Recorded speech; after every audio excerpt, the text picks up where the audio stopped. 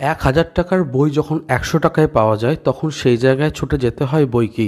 কারণ পুরনো মার্কেটে সমস্ত বইগুলো ৫০ টাকা, ৪০ টাকা, ৬০ টাকায় পাওয়া যায় এবং কি সুন্দর সুন্দর বই দেখো। এখানে ওখানে শঙ্করের লেখা কিংবা আনন্দমেলাগুলো তো ৩০-৪০ টাকায় পাওয়া যাচ্ছে পুরনো, বা ইংরাজি বিভিন্ন ভালো বইগুলোকে ওনারা একটা আলাদা সেগমেন্ট করেছেন যেখানে সব বই ৩০ টাকা থেকে ৫০ টাকার মধ্যে।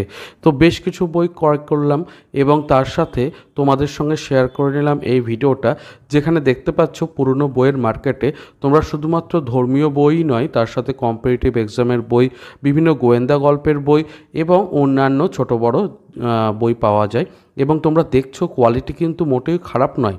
বইগুলো একটু পুরনো হলেও বইগুলোর পৃষ্ঠা এবং অন্যান্য বিষয়ে খুব ভালো রয়েছে। জাপানিজ ম্যাঙ্গাও রয়েছে।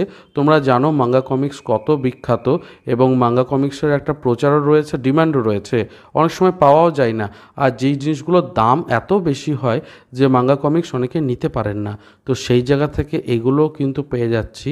আর সত্যিই ১,০০০ টাকার বই বেশ কিছু এমনও রয়েছে যেগুলো ১০০ টাকা না হলেও ২০০-২৫০ টাকাতে পাওয়া যাচ্ছে বই কি।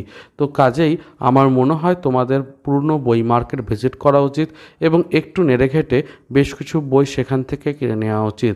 এরকম ধরনের ছোট বড় ভিডিও এবং বিভিন্ন স্থানে ঘুরে ঘুরে বইয়ের ছোট ছোট ভিডিও আমি তৈরি করি, লং ভিডিও রয়েছে। তো সেগুলো ভালো লাগলে চ্যানেলটাকে সাবস্ক্রাইব করে দিও। এখন চলি।